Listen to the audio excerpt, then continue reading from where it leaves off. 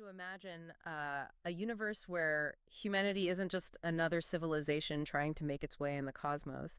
Imagine instead that we are this, well, a myth. Right, an ancient, almost mythical race. Exactly, a race that simply vanished 10,000 years ago and left behind nothing but legends of a species that just absolutely refused to surrender. It's a really fascinating premise. It really is. And today's mission takes us through a stack of sources like viral sci-fi short stories, forum posts, and these massive lore deep dives from communities like Reddit's RHFY. We're exploring this ultimate what-if scenario. We're going to unpack the epic return of humanity, the staggering tech behind a 1 billion ship armada, and the ultimate defense of a galaxy against an unstoppable threat. Yeah, and the backdrop sets up this brilliant contrast. Yeah. You have a galaxy that has spent 10 millennia essentially just moving on. Right, empires rising and falling. Exactly. Countless alien empires have stretched across thousands of star systems and inevitably collapsed into dust, all while humanity is just, well, absent. Not defeated, not destroyed in some ancient war. They are just gone. Leaving behind this massive unsolved academic puzzle for everyone else. Yeah, and the remaining species debate our fate constantly. Did we drive ourselves extinct? Did we figure out how to transcend physical reality entirely? Nobody knows. But that historical curiosity is a luxury, and it gets completely overshadowed the moment a very real, very present extinction-level event knocks on the galaxy's front door. The mystery of the ancients definitely takes a back seat when the apocalypse rolls in. Right, and the way this apocalypse arrives is genuinely chilling in the sources. The first warnings come from the extreme outer rim of the galaxy. A mining colony just goes dark. No distress calls or anything. Exactly. No spikes in radiation, no static on the communication bands, just pure silence. And then another one vanishes. Then an entire sector. When you look at how the Galactic Council reacts to these early warnings, it is a textbook case of normalcy bias. Oh, for sure. They try to rationalize it. Right, they process this unprecedented threat through the lens of existing comfortable categories. So their first assumption is pirate activity, because, pirates raid outer rim colonies. But the scale gets way too big for pirates. Exactly. When the scale of the disappearances becomes too massive, the intelligence agencies assume it must be a rogue AI or maybe a localized spatial anomaly. They completely fail to grasp the true nature of the threat. Because acknowledging a civilization-ending force means they have to throw out every established doctrine they rely on. Right Yeah, now. they're basically trying to fit a cosmic horror into a spreadsheet. It just doesn't work. And that failure of imagination really costs them dearly. The threat finally reveals itself in the Kareth system, where the Council has stationed 3,000 of their most advanced galactic warships. Their absolute pride and joy. Yeah, but when the invaders arrive, the descriptions in the lore are incredibly specific. The invading ships aren't just painted black. They are described as being black in a way that actively absorbs the light around them, like a walking black hole that just erases everything. The text implies these hulls are coated in a highly advanced metamaterial that actively dampens electromagnetic frequencies. So sensors are basically useless? Pretty much, yeah. Yeah. When a council ship sends out a radar or LiDAR ping, the wave doesn't bounce back. It gets trapped in the hull's microstructure and dissipates as microheat. Oh, wow. So to a targeting computer, these massive vessels literally read as empty space. Exactly. That is why the council's weapon systems start malfunctioning and failing to lock on. It is a technology that completely bypasses the standard rules of galactic engagement. So the Council Fleet Commander tries to send a standard broadcast into the dark, saying, identify yourselves, state your intentions. Yeah, and they just get total silence. Right. Then the alien fleet opens fire, and the ensuing massacre lasts exactly 11 minutes. All 3,000 modern warships are annihilated. But the detail that really stands out is that the council ships weren't just damaged or blown up in a traditional sense. They were completely erased. Like wiped from existence. Yeah, the incoming fire isn't standard plasma or kinetic rounds. We are looking at beams of energy that disrupt the molecular bonds of the targets. Entire heavy cruisers just vanish in a flash of impossible light. That is terrifying. It represents an absolute paradigm shift in warfare. After the Kareth system falls, the invaders, which they now call the Void Armada, just keep marching steadily toward the galactic core. Every defense line the Council throws at them is systematically dismantled. Because the galaxy's standard defenses were so thoroughly outmatched, military collapse wasn't just a possibility, it was imminent.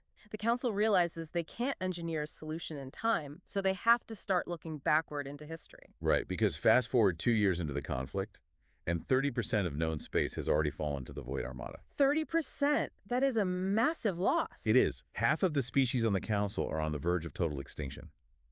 The most optimistic military analysts predict total galactic collapse within 15 years. There is just this palpable sense of dread because there is no strategy left to try. So desperation drives an ancient historian to dig beneath the ruins of an abandoned pre-Council space station.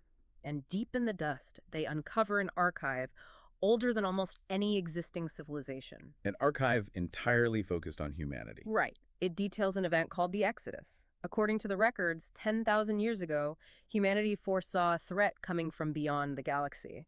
And instead of staying and trying to unite a fractured galaxy to fight it, we just vanished into the intergalactic void to prepare. And the archive ends with a line that sets the tone for the rest of the story. It says, "When the darkness returns, humanity will return stronger." Which is such a cool line. It really is.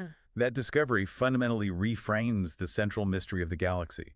Humanity wasn't fleeing out of cowardice or failing as a civilization. They were executing a strategic retreat on a cosmic scale. But I have to push back here. 10,000 years, that scale is bothering me a bit. To you listening, think about this. If someone in the literal Stone Age, sitting around a campfire, tried to prepare society for a modern nuclear conflict, it would be completely absurd. It does seem impossible on the surface. Right.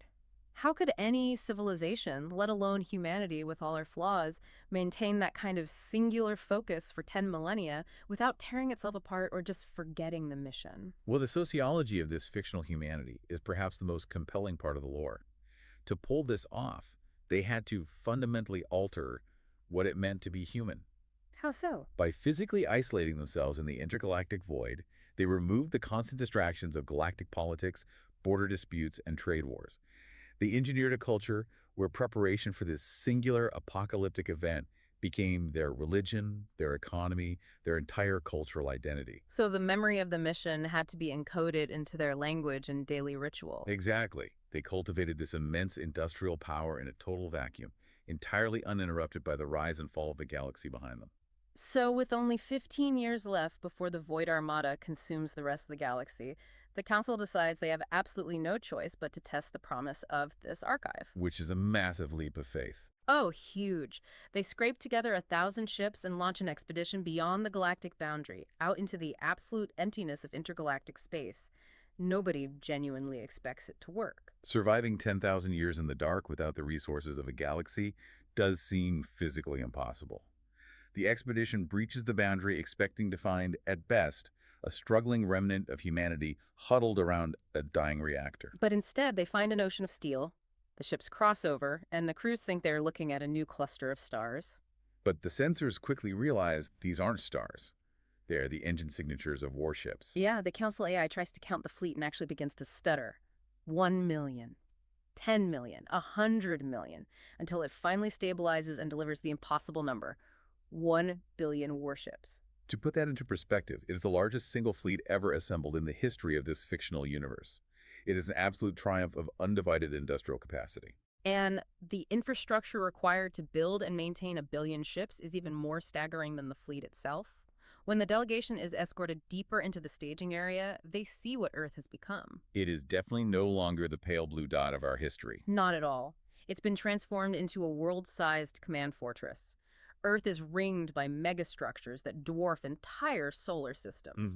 We're talking about orbital shipyards pumping out fully armed dreadnoughts every single second. And these shipyards are powered by captured artificial suns. Entire continents back on the surface have been paved over and converted into sprawling military academies and research complexes. Humanity has expanded across hundreds of mobile, heavily armored worlds. To the alien delegates looking out their viewports, humanity has actually become the terrifying, godlike ancients they always hypothesized about. The technological leap is utterly incomprehensible to the Council races. This is the yield of 10,000 years of undivided, relentless scientific preparation. But an ocean of steel and 1 billion reactors are just raw material without a governing doctrine to wield them? Right. Exactly. The council delegation is rushed straight to the heart of this human war machine to plead their case. So they are taken into Central Command to meet the Supreme Fleet Marshal. She's an elderly human woman, and despite the sheer, overwhelming power at her fingertips, she is incredibly calm. The contrast there is striking. Yeah, the alien representative is practically hyperventilating, pleading that the galaxy is dying, that the Void Armada is erasing entire species, and the Marshal just looks at them and says, "We know. We have been monitoring the Void Armada for centuries." The delegation is understandably paralyzed by that response. Because if humanity knew and had this billion-ship armada ready, why let a third of the galaxy burn? It's a horrifying revelation. The Marshal's expression hardens as she pulls up a tactical hologram of the Void Armada, the millions of black ships currently tearing through the Council's defenses. And she swipes her hand, and the hologram zooms out to reveal a second force hiding in the deep dark behind the visible enemy. It's the true invasion fleet, numbering in the trillions. She looks at the horrified delegates and drops the real bombshell. She says, "The fleet attacking your galaxy is merely a scouting force." That revelation reframes the entire war. The Void Armada the galaxy has been losing to is just the vanguard testing the waters. I really want you to think about what this actually means.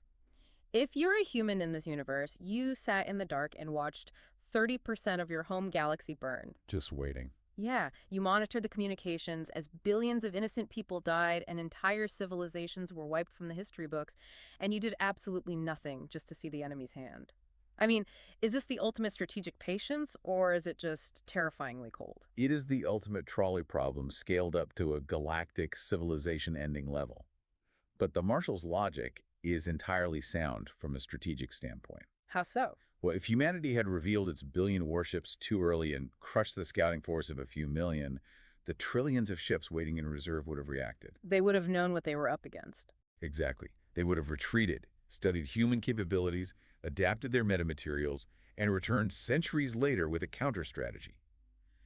To permanently eliminate a threat of this magnitude, you cannot fight a war of attrition. You need them all in one place. You need the enemy fully committed, confident in their impending victory. You have to wait until the entire predator is inside the cage before you slam the door. So they sacrificed a third of the galaxy to ensure the survival of the rest? And with the trap finally set, humanity makes its move. The lore describes the day humanity returns as the day the stars disappeared. Because 1 billion warships crossing the boundary back into the galaxy simultaneously isn't just a military maneuver. It's a sheer kinetic dam. Like plugging a river with boulders until the water has nowhere to go, the ships physically block the starlight across thousands of inhabited worlds. The visual impact alone shifts the morale of the entire galaxy. But the real demonstration of human capability happens during the Battle of Caraxes. Right, Caraxes was a critical fallen world, currently occupied and guarded by 5 million void ships, a force that the Council previously considered invincible. And humanity doesn't send the whole fleet. They send just 10,000 ships to take back Caraxes. 10,000 against 5 million. That means they are outnumbered 500 to 1. The Council observers watching the sensor feeds think they are about to witness a mass suicide. But then the engagement begins, and it's not a battle. It is a systematic execution. It is a bloodbath. Or, well, an oil bath, I guess. This is where we see the culmination of that 10 millennia of weapons research. The human rail cannons are firing projectiles with such immense mass and velocity that they are vaporizing entire enemy formations. Because the Void Armada's metamaterial armor, which rendered Council weapons useless, means absolutely nothing against sheer kinetic force. I liken it to a modern stealth bomber engaging in a medieval sword fight. The stealth is useless if you just hit it with a giant hammer. That is a great way to put it. When you launch a kinetic missile at relativistic speeds, you don't even need an explosive payload. The sheer mass moving at a fraction of light speed impacts the enemy hulls with the force of a tectonic event. The armor simply shatters. Meanwhile, human-directed energy weapons operate on frequencies that completely overload the light-absorbing materials, cutting through the black ships like a blowtorch through paper. The technological superiority is absolute. The Void Armada's tactics relied on technological asymmetry, being invisible and invulnerable to standard weapons. Confronted with a force that out-engineers them, their formations just collapse. Within 18 minutes, all 5 million enemy ships at Caraxes are reduced to debris. And the human casualty report comes back. 0. Not a single ship lost. The rest of the galaxy erupts into celebration. To them, the nightmare is finally over. The invincible enemy bleeds. But the human fleets remain entirely grim and silent, because they know, as the Marshal warned, they just swatted the Vanguard. The true test, the trillions of ships still hiding in the dark, is officially on its way. 6 months after Caraxes, the true invasion force breaches the galactic edge. The Council sensors detect a wall of darkness stretching across light years. Trillions of void ships. In response, every human fleet assembles. The entire billion-ship armada forms a massive, impenetrable defensive line across the galaxy's outer boundary. And for the first time in galactic history, thousands of disparate alien fleets unite, falling in behind the human line to stand with them. But before the first shot is fired, humanity broadcasts a simple, unencrypted message to every inhabited world in the galaxy. We stand here today so others may live. It's such a powerful declaration. They aren't returning to conquer the territory they left behind. They are returning strictly to act as the shield. The ensuing conflict is known as the 72-Day War, and calling it a war almost does a disservice to the scale of the violence. Yeah, you have over 5 trillion vessels fighting simultaneously across a front that spans light years. The gravitational and energetic wake of the combat causes space itself to tremble. Entire star systems are inadvertently shattered in the crossfire. It is an absolute chaotic meat grinder. The human lines are pushed to their absolute limits, taking heavy losses, but they refuse to break. They hold every single meter of space. They hold the line for over 2 months, but on the 72nd day, humanity deploys its ultimate trump card, the Genesis Array. Which completely alters the battlefield. The Genesis Array is described as a massive energy network built across the intergalactic void, deeply integrated with those hundreds of artificial stars we mentioned earlier.